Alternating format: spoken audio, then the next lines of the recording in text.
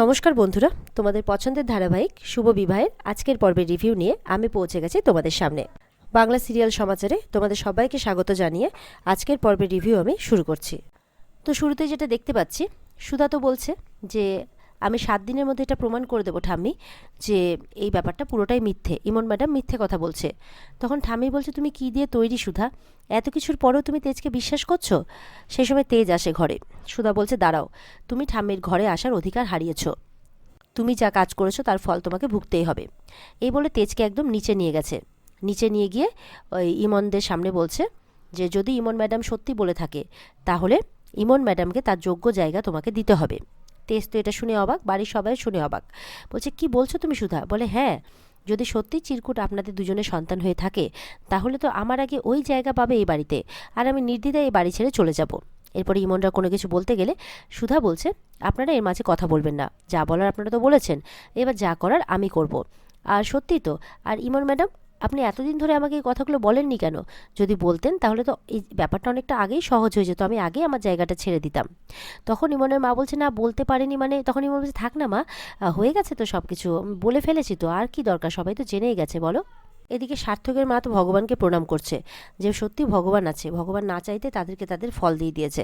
তারা তো সুধাকে বের করতেই চায় বাড়ি থেকে, আর সুধা এখন নিজে থেকেই বেরিয়ে যাবে, তারা খুব খুশি। ইমনের মা বলছে, এই সব কিছু ভোগ করার অধিকার তো আমার মেয়েরই, বলো।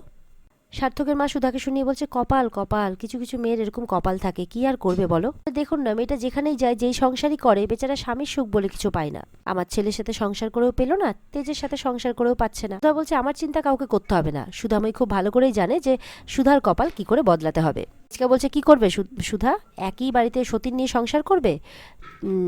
ছোট কাকিমা বলছে, ভেবে দেখো কিন্তু, তেজ তোমার স্বামী হন, সঙ্গে আবার চিরকুটের বাবা, এর থেকে কষ্টের কি আর হতে পারে, তাই না? তেজ মনে মনে বলছে, সুধা তুমি এত সহজে আমাকে দূরে সরিয়ে দিলে শুধুমাত্র ইমনের কথা বিশ্বাস করে? মেচকা বলছে, ছিচি, বাড়ির বড় সন্তান যে এরকম কাজ করতে পারে, যাকে নিয়ে মায়ের এত গর্ব, আমাদের ভেবেই কেমন লাগছে। সুধা বলছে, সেটা এখনো প্রমাণিত হয়নি মেচকা।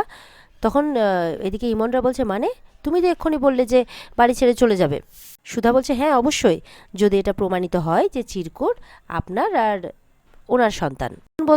ইমন বলছে যে এই তো আমি ছবিগুলো দেখালাম, তো এতে তো প্রমাণ হয়ে যায়। তখন সুধা বলছে, শুধু ছবি দেখালেই তো প্রমাণ হয় না ইমন ম্যাডাম।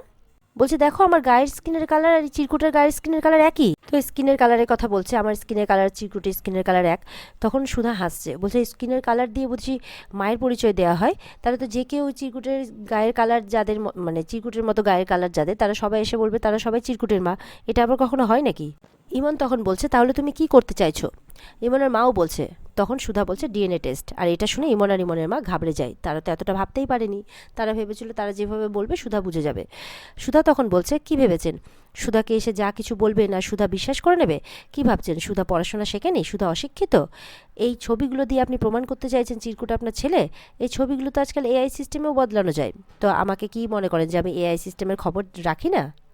তখন কিন্তু ইমন আর ইমনের মা আর চোখে একে অপরের দিকে তাকাচ্ছে। আর সুধার সাথে বাড়ির সবাই তখন একমত, সবাই মনে মনে যে একদম ঠিক। ওদিকে জোসনা জোসনা সবাই এগিয়ে এসছে, আমরাও সুধার সাথে একমত। সুধা বলছে, চিরকুটেরও ডিএনএ টেস্ট হবে। তখন ইমনের মা বলছে, তুমি কি ডিএনএ টেস্টকে খেলা পেয়েছো যে সকালে টেস্ট করাবে বিকেলে রিপোর্ট পেয়ে যাবে? এটা ডিএনএ টেস্ট, এতে সময় লাগে। সুধা বলছে, লাগুক 1 মাস 2 মাস, তার থেকেও বেশি হলে তার থেকেও বেশি লাগুক, আমরা অপেক্ষা করব সবাই মিলে। তখন পুরো বাড়ির লোক একসাথে হয়ে বলছে, হ্যাঁ আমরা অপেক্ষা করব। সুধা বলছে, আজ থেকে ঠিক 7 দিন এই বাড়িতে আপনিও থাকবেন, আমিও থাকবো। এটা আপনাকে প্রমাণ দিতে হবে যে আপনি চিরকুটের মা। 7 দিনের মধ্যে যদি প্রমাণ হয়ে যায় যে আপনি চিরকুটের মা, তাহলে কথা দিচ্ছি আমি এই বাড়ি ছেড়ে চলে যাব। ইমন বলছে, আমি ছেলেকে পাওয়ার জন্য যা কিছু করতে পারি। সুধা বলছে, সাবধান, আপনি সুধাময়ীর সংসারে পা দিয়েছেন, মিথ্যে প্রমাণিত হলে কিন্তু সুধাময়ী আপনাকে ছেড়ে দেবে না। এদিকে তেজ মনে মনে বলছে, টেস্ট? এসব কি বলছেন সুধা? যে সত্যিটা আমি এত বছর ধরে আড়াল করে রাখলাম সেটা তো আমি বলতে পারবো না কারো সামনে। এদিকে দেখা যাচ্ছে ঝিনুক পরীক্ষা দিতে যাবে, কিন্তু রাস্তাতে একটাও গাড়ি পাচ্ছে না। এদিকে একটা ক্যাব আসছে, তখন ফট করে ঝিনুক ওটাতে উঠে পড়ে। উঠে দেখে আগে থেকে একটি ছেলে ওখানে বসে আছে। তখন তো ছেলেটি বলছে, কি আমি আগে উঠেছি? ঝিনুক বলছে, না আমি আগে উঠেছি, আমাকে যেতে হবে, আমার পরীক্ষা আছে। বলে, দেখুন আমার গাড়িটা এমার্জেন্সিতে খারাপ হয়ে গেছে, আমার মিটিং আছে, আমাকে যেতে হবে। এই বলে কিন্তু দুজনের মধ্যে ঝগড়া শুরু হয়ে যায়। এই বলে আগে যাবো, ওই বলে আগে যাবে। ড্রাইভার বলছে, আপনারা ঠিক করুন আপনারা আগে কে আগে যাবেন। তো তাও ঝিনুক বলছে, আমাকে আগে নিয়ে চলুন, উনি বলছে আমাকে আগে নিয়ে চলুন। তারপরে ঝিনুকের হাতে অ্যাডমিট কার্ড দেখতে পায়, তখন উনি বুঝতে পারেন যে নিশ্চয়ই পরীক্ষা আছে। তখন উনি বলেন যে ঠিক আছে, আপনি ওনাকে আগে নিয়ে চলুন, তারপর আমাকে নিয়ে যাবেন। তো সেই মতো করেই যাচ্ছে। এবার যেতে যেতে গাড়িতে আবার ছেলেটা ঝিনুকের দিকে তাকিয়ে আছে, ঝিনুকের চোখ পড়ছে বারবার করে। তখন বলছে, এই আপনি আমার দিকে তাকিয়ে আছেন কেন ওরকমভাবে ড্যাব ড্যাব করে? হ্যাঁ, তখন ছেলেটি কিন্তু অন্যদিকে ঘুরে যায়, বলছে না আপনি আমাকে ভুল বুঝছেন। তখন যাই হোক, এইভাবে করতে করতে জায়গা মতো চলে আসে ঝিনুক, আর ঝিনুক নেমেও পড়ে টাকা দিয়ে, বলে বাকি টাকা ওনার কাছে নিয়ে নেবেন। কিন্তু ঝিনুক কিন্তু তার অ্যাডমিট কার্ডটা গাড়িতেই ফেলে রেখে চলে যায়। তো ছেলেটি দেখে যে মেয়েটি তো অ্যাডমিট কার্ডটা ভুলে গেছে। ওদিকে দেখা যাচ্ছে ইমন চিরকুটকে জুস বানিয়ে খাওয়াচ্ছে। চিরকুট তো কিছুতেই খাবে না, বলে তোমাকে এসব পাকামি করতে কে বলেছে? ইমন বলছে এখন থেকে তো আমি সব কিছু করবো, তোমার দায়িত্ব নেব, তোমাকে পড়াবো। বলে কি আমার দায়িত্ব তোমাকে কে দিয়েছে? এই বলে ঠাম্মিকে ডাকছে।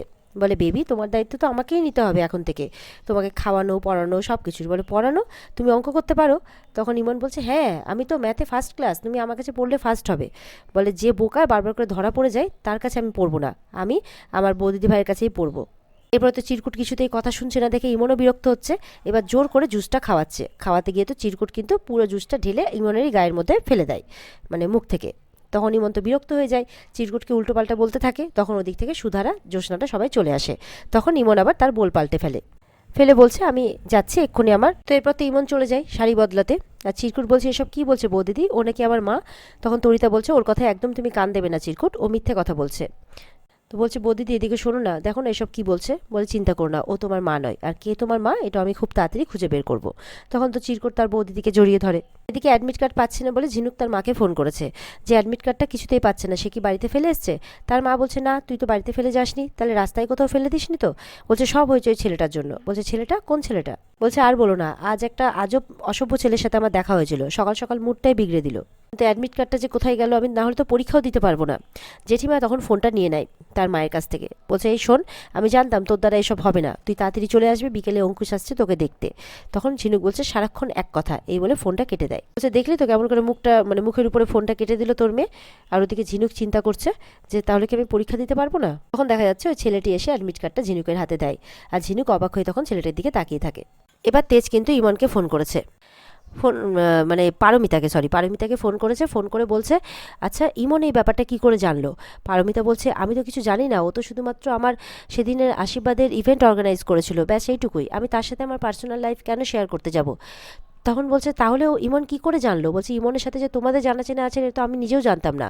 তখন তেজ বলছে ইমনের কাছে চিরকুটের ছোটোবেলার ছবিগুলোই বা গেল কী করে? তো পারমিতা তো সেটাও জানে না, কারণ সত্যি না জানেরই কথা, কারণ ইমন তো সব কিছু এই বাড়ি থেকে ম্যানেজ করেছে।